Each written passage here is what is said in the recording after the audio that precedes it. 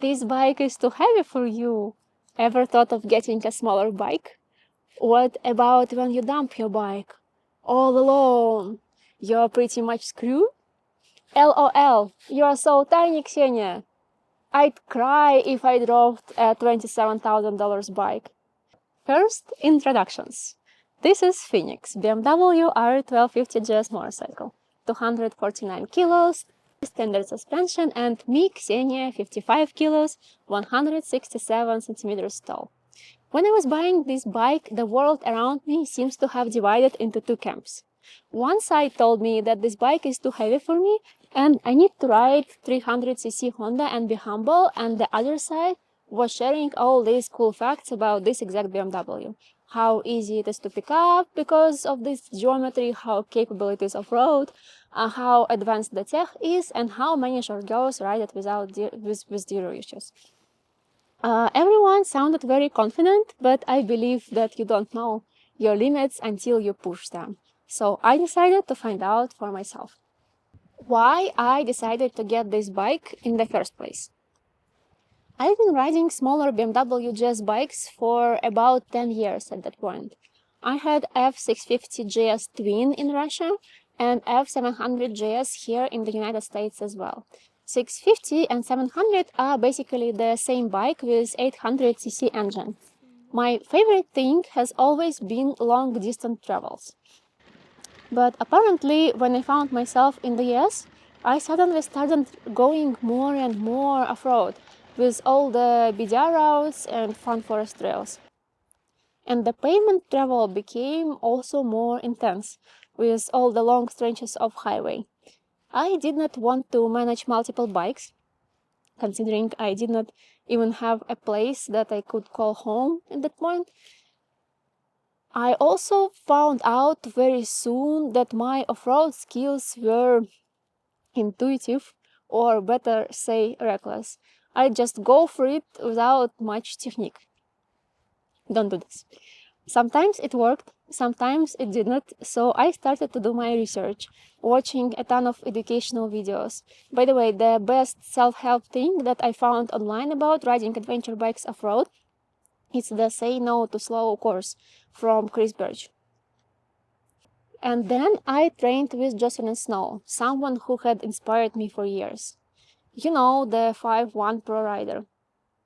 She helped me build the basics, and we discovered something interesting. A lot of the sketchy moments weren't just about my skill. They were about the bike. Hi! What's happening?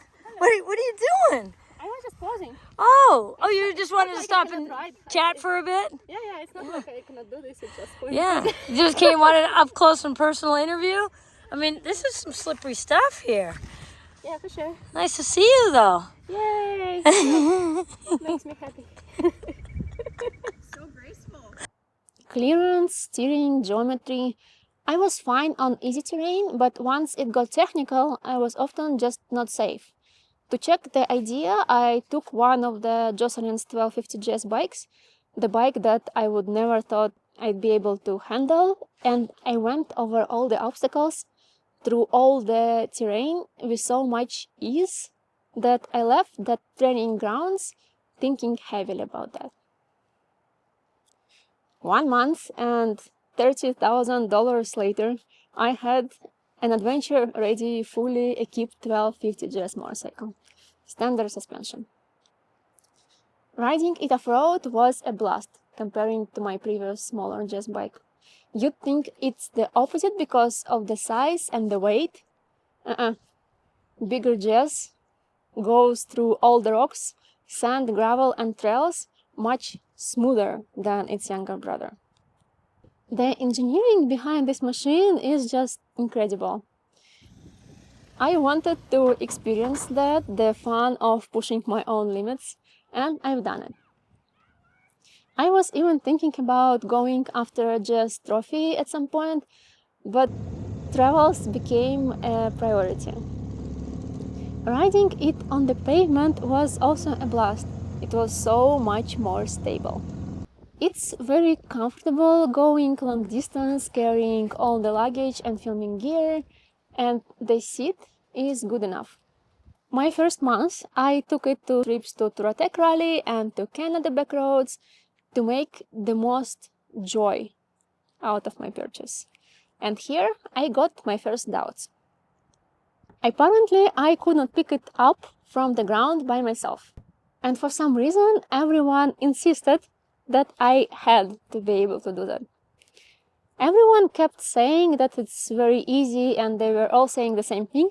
It's just the technique. Yes and no, it's the technique, but it's the squats technique that you get in the gym.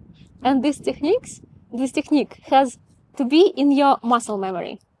Tips and tricks like turning handlebars, first gear, walking legs, etc., it helps, but there is no magic there. If you don't have the strengths, you don't have the strengths. People say it's easy because for them, probably gym and muscle strengths or muscle strengths, it's normal life. For me, it's not. I stay active, surfing, cycling, hiking, backpacking, climbing, swimming, yoga, but not lifting weights for the sake of lifting weights. And for the first time in my life, that was not enough. So I hired a trainer and started exercising on a regular basis. Developed the muscles and muscle memory needed, which took me quite some time. I learned how to pick this bike up on a flat ground. But sometimes I still can't pick it up.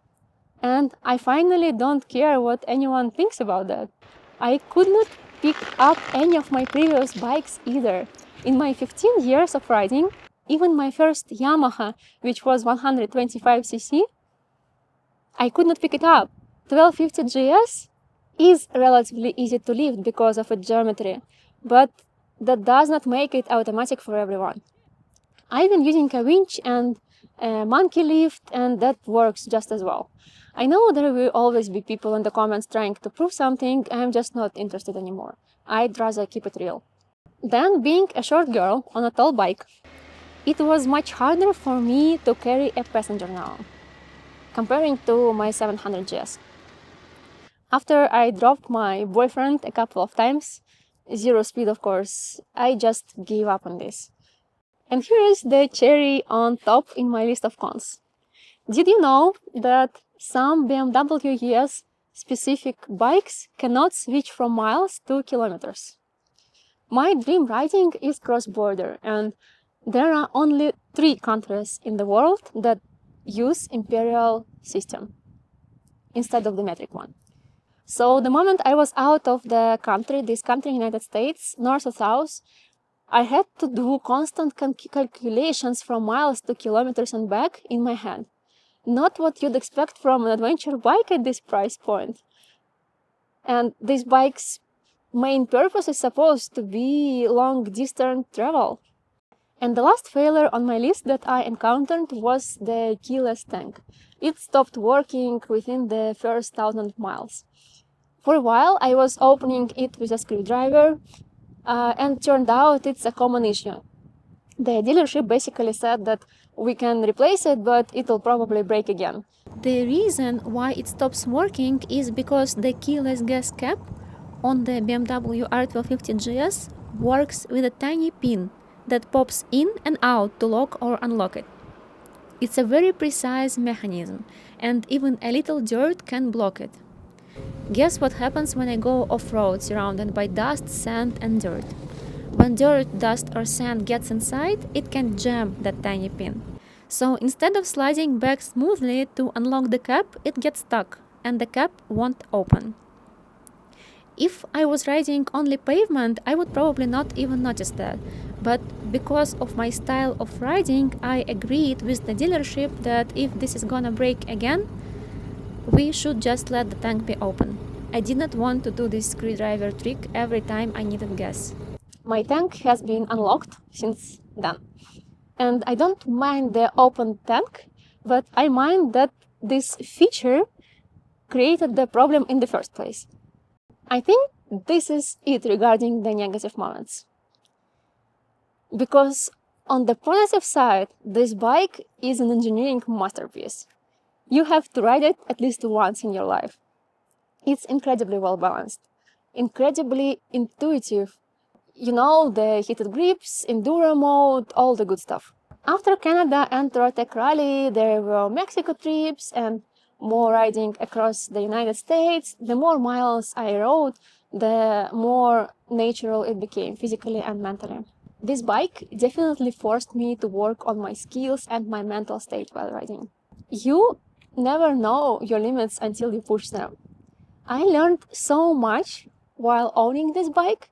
And by the way, the main lessons have nothing to do with the motorcycle. They have more to do with the life itself. So after 3 years of riding it, I'm coming to a point where I'm going to sell it. No, not because it is the wrong bike or because it is too big for me. I actually think that this bike is perfect for the stuff I do because I don't want to manage multiple bikes, and it's always going to be a trade-off. You either lose on pavement or off-road. I'm selling it because I'm going to travel full-time. I'm selling everything I have and opening my heart and life to something new ahead. There will be bikes here and there in my future life for sure. Will it be BMW 1250 GS? Maybe at some point, let's see. If you enjoyed this video, I have the whole series on BMW 1250 GS bike right here. Link is on your screen and you might like it as well. Thank you so much for watching and I'll see you in the next one.